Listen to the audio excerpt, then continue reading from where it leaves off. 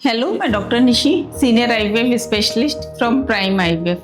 आज हम बात करेंगे कि क्या इनफर्टाइल कपल जो कि कंसीव नहीं कर पा रहा उसके लिए एक आईवीएफ ही ऑप्शन है।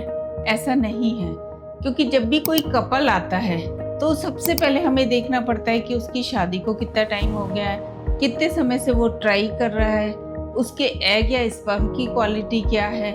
इसके अलावा उसकी जो फीमेल पेशेंट्स है उसकी ट्यूब खुली है या नहीं खुली हुई, यूट्रस कैसा है या उसमें अंडों की संख्या कितनी है, हस्बैंड के स्पर्म के पैरामीटर्स क्या हैं, उसके अकॉर्डिंग हम आपको बता सकते हैं कि आपका आईवीएफ होगा, नेचुरल होगा या आईयूआई पे होगा।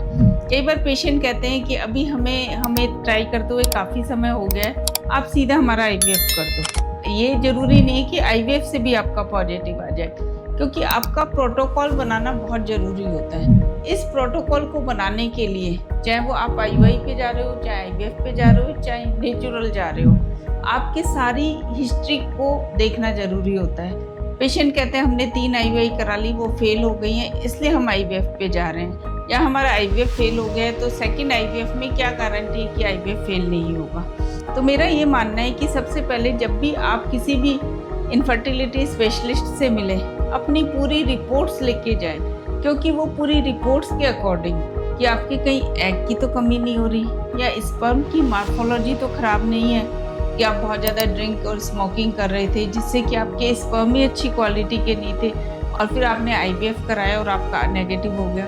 तो इन सब प्रॉब्लम को हमें ध्यान में रख के और आपकी पुरानी स्टडी, जो पुरानी इन्वेस्टिगेशंस हैं, पुरानी रिपोर्ट्स हैं, उनकी डिटेल में स्टडी की जाती है प्राइम आईवीएफ में, और उसके अकॉर्डिंग फिर आपको बताया जाता है कि आप इस तरह से कंसीव करेंगे।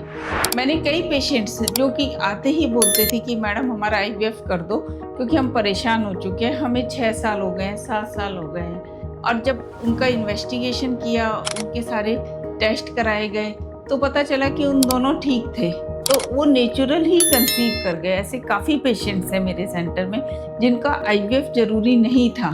और कई बार क्या होता है कि जब उनका आईवीएफ किया जाता है, फेल हो जाता है, तो उसके बाद भी आपका डिटेल स्टडी करना ज़रूरी है, क्योंकि कई बार एग में कमी हो सकती थी, एग की क्वालिटी अच्छी नहीं थी और कई बार उसकी लाइनिंग अच्छी नहीं थी।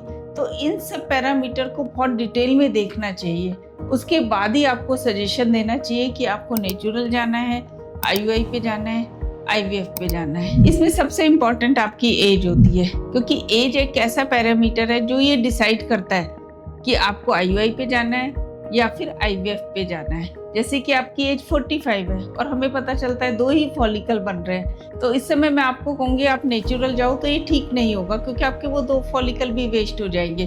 तो उस समय मुझे आपके सारे टेस्ट करा के, आपके यूट्रस के सारे टेस्ट करा के, आपकी लाइनिंग के बारे में जान के मैं आपको आईवीएफ ही सजेस्ट करूँगी। तो ये काफ़ी चीज़ों पे डिपेंड करता है। जब भी कोई कपल आता है तो उसको सीधा ये नहीं बता दिया जाता कि आपके लिए आईवीएफ ही बेस्ट है।